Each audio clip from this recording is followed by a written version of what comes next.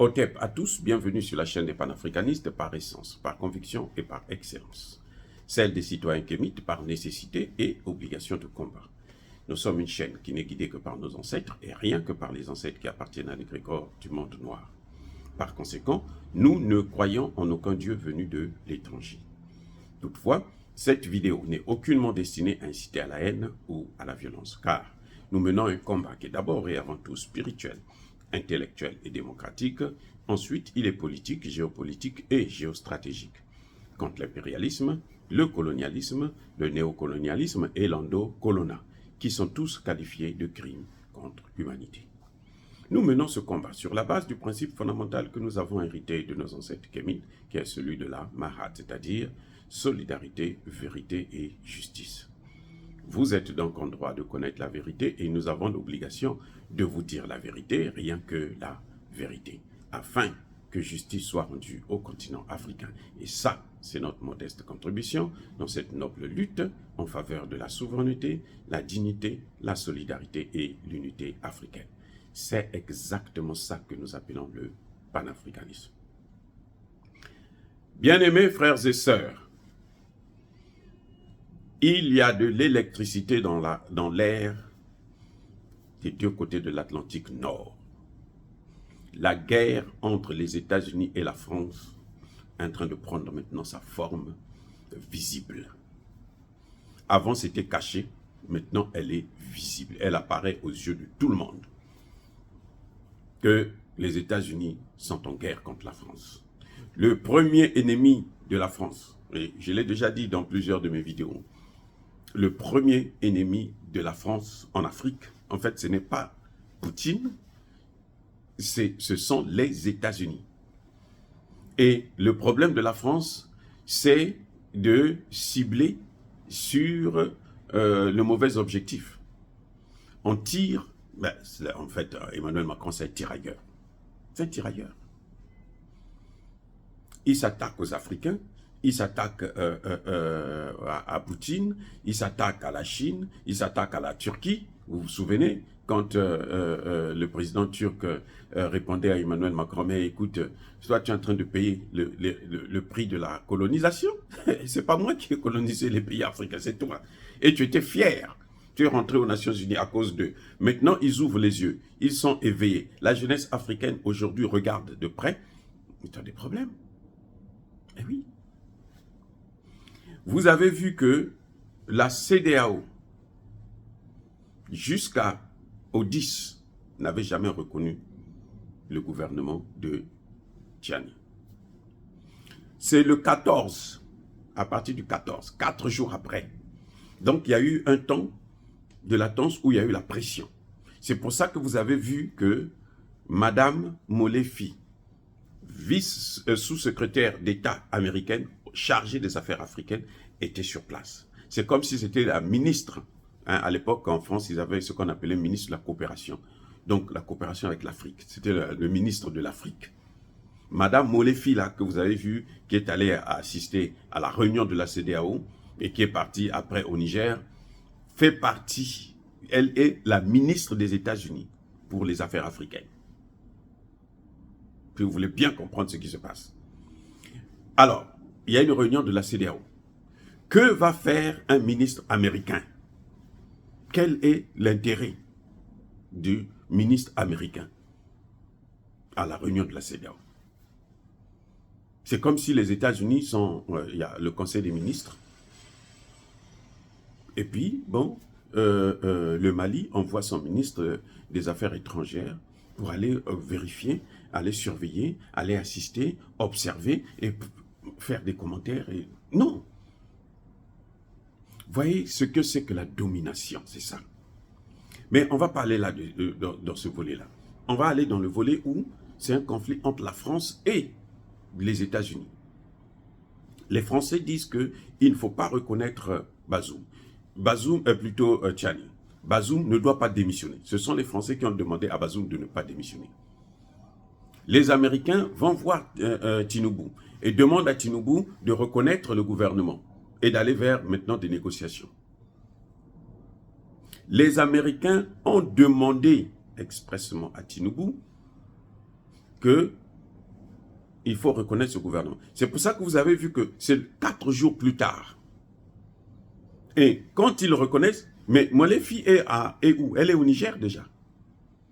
Parce que si le dernier communiqué de la CEDEAO, où il disait que maintenant, à partir du 10, Bazoum n'est plus président. Déjà, je vous avais fait une remarque. Mais attendez, ces gens-là, ce sont des imbéciles. Comment peuvent-ils attendre 5 mois pour reconnaître qu'il y a un coup d'État qui est consommé? 5 mois. Mais c'est qu'ils ne sont pas idiots, ils sont vraiment, vraiment idiots. Des gens intelligents, des gens qui ont un cerveau, ils ne peuvent pas en arriver là. Or, eux, ils le faisaient parce que la France tirait les ficelles. C'est la France qui demandait à la CEDEAO de ne pas reconnaître le gouvernement de Tchani. C'est la France qui a milité pour que le gouvernement de Tchani ne puisse pas intervenir au niveau des Nations Unies lors du dernier sommet de l'ONU.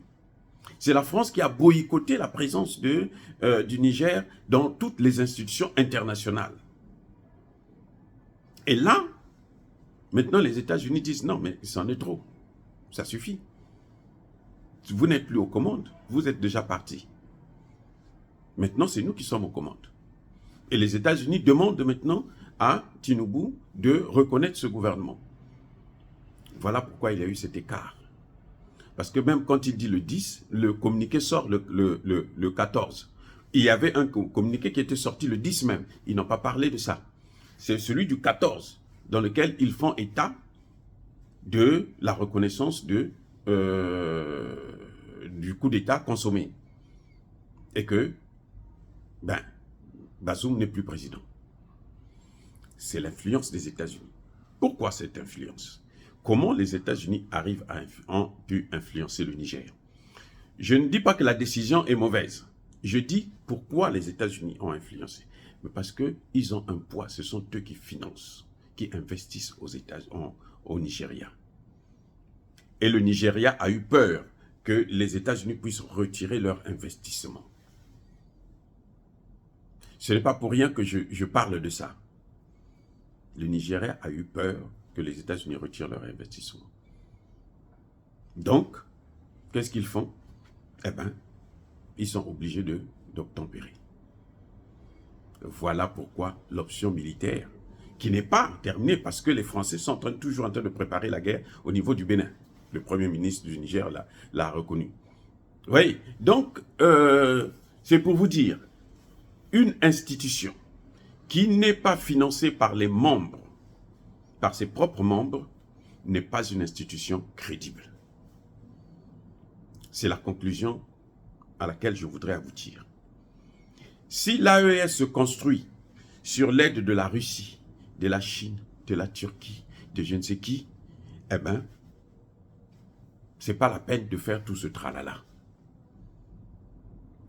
L'AES doit prévoir dans le budget de chaque pays membre une somme pour faire fonctionner cette institution. Sinon, ça va être comme vous voyez la CEDEAO. Et ça ne sert à rien de créer une institution de plus qui va seulement agiter le monde. Donc, je m'adresse aux autorités de l'AES. Avec le Niger, la situation du Niger va se rétablir. Mais il faut se méfier des investissements des étrangers. Il faut plutôt miser sur le partenariat.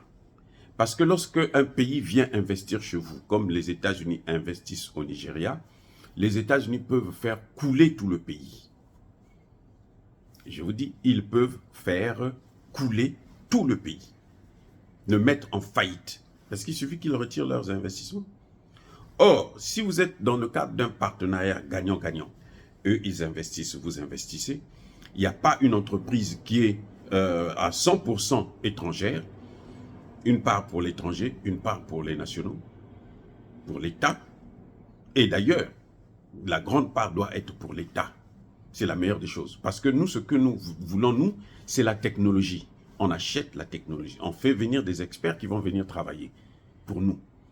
Mais maintenant, c'est pour ça qu'il faut qu'on ait notre propre monnaie pour investir. On n'a pas besoin de passer par le troc ou bien d'attendre, de faire intervenir la France dans ce domaine-là.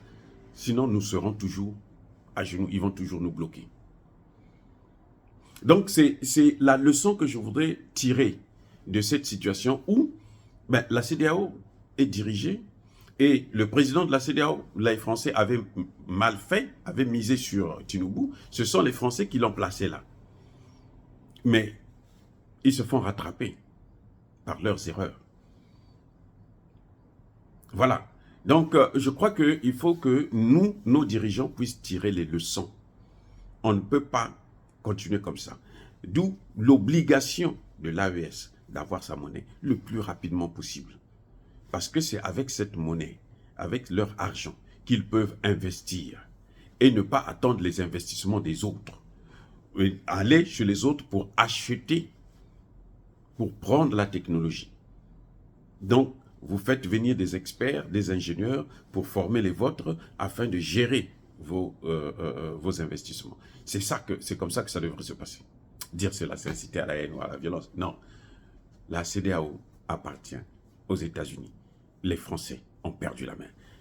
Soyez bénis, je persiste et je signe. Soyez abondamment bénis par le Dieu des Kémites et par nos ancêtres angélisés. Mais que tous ceux qui persécutent le continent africain le pillent et le déstabilisent, qu'ils soient noirs, blancs, chinois, arabes, juifs, indiens ou qui qu'ils soient punis, maudits, foudroyés, neutralisés, écrasés, effacés par ce Dieu des Kémites et par nos ancêtres angélisés.